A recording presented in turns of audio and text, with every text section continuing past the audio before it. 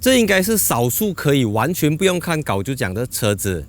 马来西亚市场最新的 Mazda CX-8， 我不能叫它改款，也不能叫它升级版，因为这个 CX-8 跟当时候马来西亚 launch 的 CX-8 其实是同一个 CX-8。你说改款，它也算不上。Mazda 这个品牌啊，它跟另外2家日本品牌，像 Honda 跟 Toyota 比起来，它改朝换代的节奏有一点慢，有一点不同。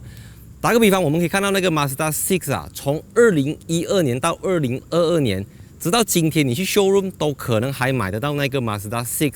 反观同样朝代的这个 Accord 跟 Camry 已经换了，搞不好换了2个 generation 了 ，Mazda 6还停留在那个 Mazda 6。那这个 CX-8 也不例外啊。当 Mazda Malaysia 在推出改款版的时候呢，其实它就是加了很多 spec。当然，这个车子它的售价，这个是 Mazda CX-8 2.5 Turbo All-Wheel Drive， 它从225千起，然后这个价钱其实就比之前的起了一点点，但是我个人觉得不是很多啦。当然，今天这集我不打算花太多时间在讲 spec 啊，比如说它有 MRCC 啊，它有 GVC Plus 啊这些东西，我主要跟大家分享一下，作为一个 CX-8 2.5NA 的车主，这辆车子带给我什么样的驾驶体验跟什么样的感受。所以没开始前，记得订阅subscribe我的频道，欢迎 follow Instagram account、like Facebook page。Let's move on。当你在看这一支影片的时候，你已经能够在 Mazda Japan 的 website 上面看到最新的 CX-8， 也就是根据改款版 CX-5 来设计的 CX-8。所以这个呢，它不能够算是最新的，不过确实是马来西亚市场最新的 CX-8。那它跟之前那个 CX-8 相比下，最大的差别就是在它的 front grille， 它取消掉了那个横条式的饰条，然后它就变成了这种一粒一粒这样子，有一点像 Diamond Grille 钻石型水箱护罩这样子的东西。再来这边同样是有 Adaptive LED 大灯，那这个是我自己对于 CX-8 最满意的地方。因为同级的非豪华日系品牌 Mazda 的大灯系统，在晚上的时候真的是非常非常的好用。那就它的整个设计来讲啊，我自己很喜欢跟人家讲，马来西亚的7人座车型有分为3个 level， 第一个就是入门级的 Exora、Alza、Veloz， 再上一级就是 Santa Fe、CX-8、Tiguan、Allspace， 再上一个 level 就是 GLE、X7、GLS， 然后在 CX-8 跟 GLE 的中间又还有 GLB 这样子的角色，这样子的角色。所以这个 CX-8 它是一个比上不足，比下有余，在所有的7人座车型里面，尤其是7人座 SUV， 它是一个中再上一点点。除了这个竖条造型的 front grille， 不是薯条啊，除了这个竖条造型的 front grille 之外，这个 logo 呢，你会发现到它好像有一片 screen 挡在前面这样子，因为它里面是有雷达感应装置，用来侦测你跟前方车子的距离，并且控制你跟前方车子的距离，再配合挡风玻璃上面的镜头来操作，所以这个地方是让你一眼就能够辨认出这个是改款版的，这个是升级版的 CX-8。一般人买车可能看 CC、看马力、看扭力、看品牌、看外观造型设计、看内饰高不高级。可是对于我呢，对于我试驾过这么多车子过后，我觉得轴距是重点，轴距才是王道。它的车身轴距是2930个 mm， 就是说 CX-8 跟 CX-9 的轴距是相同的，所以每次人家在讲 CX-8 就是一个加长版的 CX-5， 不完全正确，因为它的底盘、它的基底都是根据 CX-9 来做的。像这个故事我已经讲了很多次， CX-8 就是一个日本尺寸的 CX-9， 因为在日本不能够卖 CX-9， 所以它的轮胎尺寸同样是225、55、R19。那如果你们有看我之前那一直换胎的影片，我自己的车子其实是已经把它加大到235了，因为225让车子更加安静，但是你跑 high speed corner 的时候，其实225确实美中不足，还有再升级的这个空间在那边。所以这辆车子为什么我一直讲轴距？因为更长的轴距，当你在过 bump 的时候，你的前轴过了之后，跟后轴这个间隔距离会提升它的舒适程度。特别你在高速行驶的时候，长轴距的车子永远都会有它的优势。当然不是讲长就好了 ，OK？ 像这个3 Series 如果长轴距跟5 Series 比，还是5 Series 会比较好，因为你还要考量到车子的宽度还有高度。我记得当我刚开始介绍车的时候啊，我对于车子外观的好看不好看，我是直接讲的，好看就好看，不好看就不好看，它没有模棱两可，就是 yes or no 罢了。可是随着观众的 feedback， 我不想得罪观众，我不想影响观众的判断，我就变得越来越中立。观众也觉得中立是一件好事，但相信我，中立它不是一件好事来的。在很多东西你可以客观，但这种东西你要主观，好看就好看，不好看就不好看。所以我觉得 CX-8 的车尾是不好看的，因为它跟 CX-9 比起来 ，CX-9 就看起来更加的宽，更加的大气，它就好像是 CX-5 再加一条 chrome 这样子。当然，这个 chrome 有些人觉得它很 lebay， 但是我觉得它确实是将车子的高级感给提升上来了。如果你把它摆在 CX-5 的旁边，你就看得出 CX-5 比较年轻，它比较高级，但是它比较老水一点。Right， 再来这个是改款版，所以你会看到这个新的 Mazda 字体是换上了新的，不是斜体式的。然后有 All-Wheel Drive 的名牌，然后这边有 2.5T， 这个 T 是特别跟它用红色 highlight 出来了的，就怕你不知道这个是 Turbo。相同的情况也出现在 CX-5， 但 CX-9 就不会看到这个 2.5T 的红色 logo， 因为 CX-9 只有一种引擎选择，就是 2.5 Turbo， 它有 2.5 NA、2.2 diesel 还有 2.5 Turbo。CX-5 也是一样有多种引擎，所以在这种情况下，你要大香港人讲这是 2.5 Turbo。如果车钥匙在你的口袋里，你只要把脚伸过去，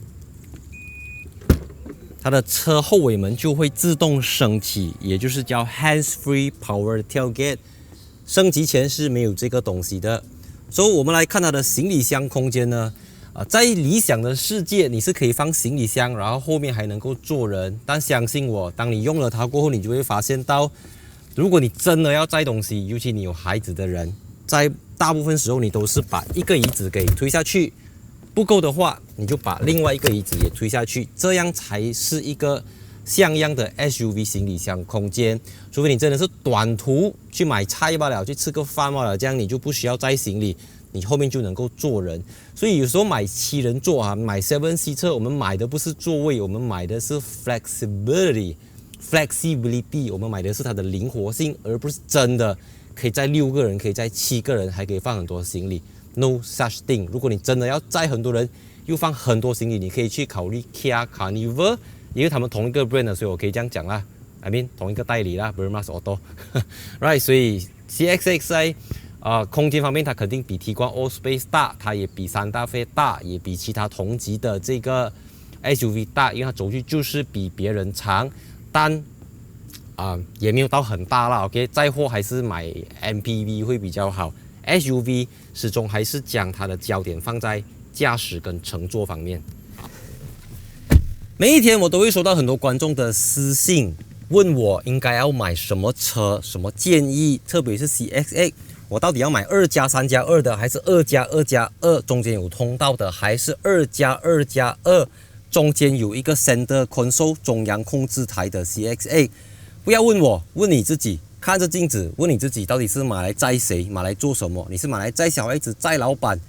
载你女朋友，放你坐前面 ，OK？ 总之你要做什么，你自己去清楚。你要问你自己。你问我的话，这个东西它不适合拿来作为家庭用途，它可以拿来载老板。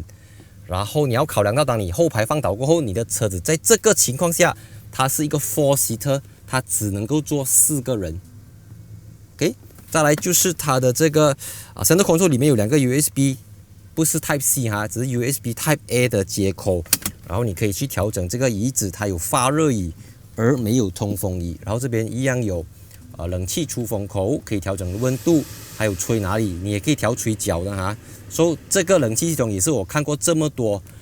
3排式 SUV 或者这么多 SUV 里面，它的冷气系统是最齐全的，而不是有些可以给你开风扇大小，跟前面 share 这样子啦，它相当的 independent， 至少在调整模式上面是这样子啦。所以这个车子其实它的后面说舒服，真的很难跟那一些什么 Alphard Estima 比啦。但当车子在过 corner 的时候，乘客真的是会比较有安全感。我指的是 compare to MPV 啦。然后这边有这个遮阳帘，我那款是没有啦，因为我那款是 middle spec 吧 ，mid spec。所以这辆车子到底要买什么，还是取决于您个人怎么使用这辆车子。这样讲话很累啊。看，你可能会讲每一辆 Mazda 都长得一样，没有新意，没有创新。你也可能可以讲 Honda 多大的内饰比 Mazda 高级，我不确定有没有人这样讲啦。但有一件事情我可以很有信心、很有把握的跟大家讲，Mazda 的这个 Mazda Connect 系统是所有非豪华日系品牌里面最人性化的。它未必是最绚丽，未必是最浮华的，但是它是最符合人性化的。因为 Mazda 花了很长的时间在研究人体工学。车主在驾车的时候，你的手只需要透过这边就能够去调整你的荧幕。当车子停下来，你可以去 touch screen； 当走的时候不能，你就只可以透过这个 button。因为你的手从方向盘到这个旋钮的位置，然后你的眼睛能够 keep 在马路上面，因为你的眼睛这样子 keep 嘛就可以了，因为它是一个悬浮式荧幕。但如果你的手需要这样子去按呢，这个是有科学研究报告，当人在驾车的手一直不断去按这个东西，会分心，会大大影响你驾驶时候的判断。所以我们还撇开它有什么 wireless Apple CarPlay， 它有 Android Auto 不谈，单单就它的使用起来，很多驾了 Mazda 的人，他们在跳上去别的品牌，真的是没关系，真的是不习惯，这个是很多车主的反馈。Of course， 升级 being 的升级，下面有这个 wireless charging 手机无线充电器，然后仪表板也变成了一个半电子这样子，就中间是一个电子显示屏，配合它的 MRCC Mazda Radar Cruise Control， 你可以在方向盘右下角这边看到有这个 button， 然后这个是最 high spec 的，所以有 ventilation seat 跟 heater seat， 高配版之前也是有360 camera， 有这个 head-up display 抬头显示仪，所以里面的话我觉得是中规中矩，只是有一个地方我要挑剔它的，就是因为它还是没有 BOSS 音响系统有没有 BOSS 真的是差很远，它不是差一点点，只是差安内嘴。因为有 BOSS 跟没有 BOSS 的差别就是它中间这边其实是有一个 center speaker 的，可是这个车子就抽掉了。所有马来西亚本地组装的 CX-8 都没有 center speaker。所以这个 center speaker 呢，就可以大大的增加你的人声，让到你在听歌的时候，它更加的集中在前面这样子。然后如果是 BOSS 的话，它叫 BOSS Center Point， 但这个也不是太大的问题啦，只是要给大家知道这个音响是很有潜力的，因为它的东西已经放在这边了，你只要装上去吧，外面。OK， 所以我们现在就来试驾看一看 2.5 Turbo 的 Mazda CX-8。Mazda CX-8 2.5 Turbo 有228 horsepower 和420 Nm， 而且在2000个 RPM 起就能够产生到420个 Nm， 所以我们现在 RPM 是低于1500转，我轻轻的点，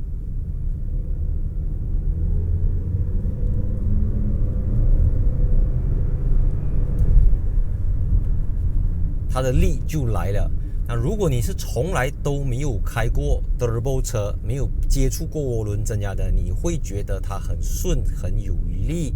但如果你是像我这样子从 2.5 NA 跳上来 2.5 Turbo 的，你就会觉得它其实在低速的时候它的起步是慢了的，它有一个 Turbo lag 在那一边。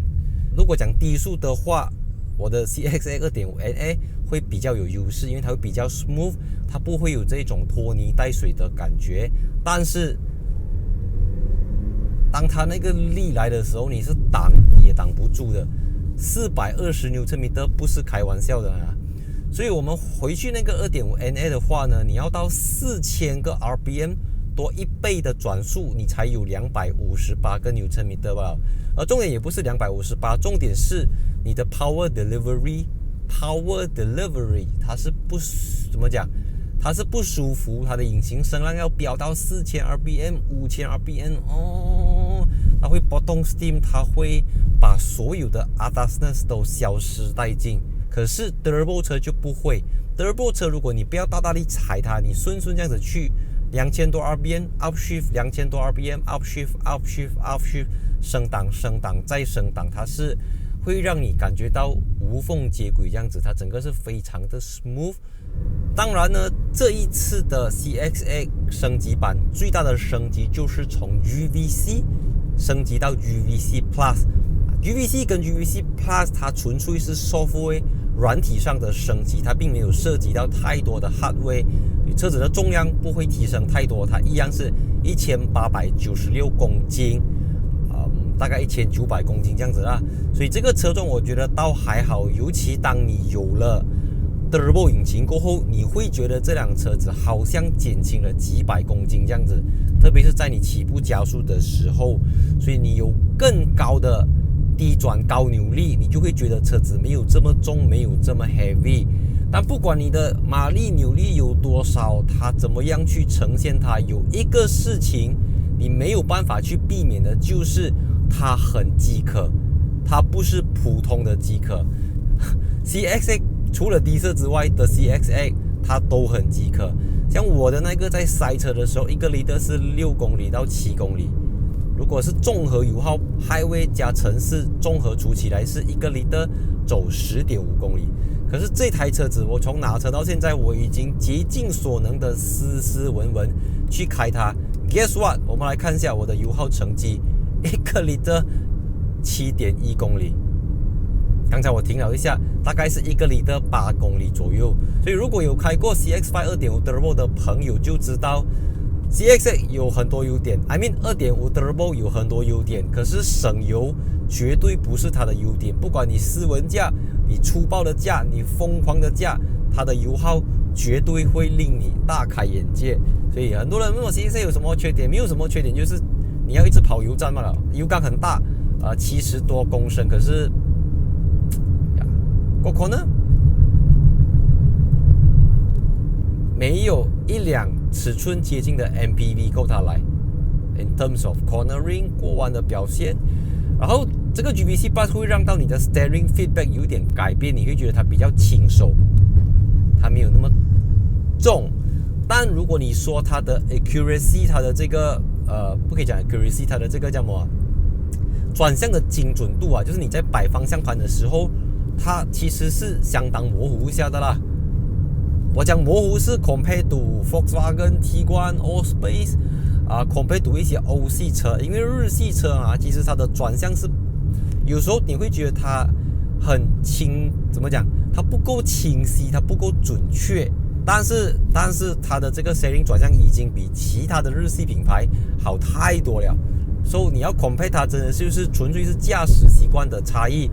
如果你不是一个重度操控者，其实你不会觉得怎样，你反而还会觉得这样子就好了。我的车现在有15000公里的里数了，我真的找不到太多东西可以挑剔它。它当然不是完美的车，很多人会讲马自达可以直逼欧洲车，可以直逼 Mercedes、BMW 那个是 OK， 没有这样子的事情 ，No such thing。马自达它还是一个日本车，它甚至连 Harrier 都比不上，在很多地方。但我要讲的是，这辆车子你花这个200多千，220、230、240，我就算给你250千都好了。绝对在这个价钱，你找不到任何一个品牌的任何一个车款可以给到你这种说不上 sporty， 但是相当的 premium， 又有这么大的空间。所以我觉得唯一能够挑战它的车款就是 Volkswagen Tiguan Allspace R-Line， 就是那个 2.0 TSI 搭配 Dual Clutch Transmission 的Tiguan，才有可能可以撼动这个 CX-8 的地位。说实话，这两台车子如果你摆在一起的话，你论他们的轴距，论他们的 character 来讲，其实是不同的车款。买这两辆车子的人可能都属于同一种人，但是对于驾驶的要求是有绝对的不同的差异。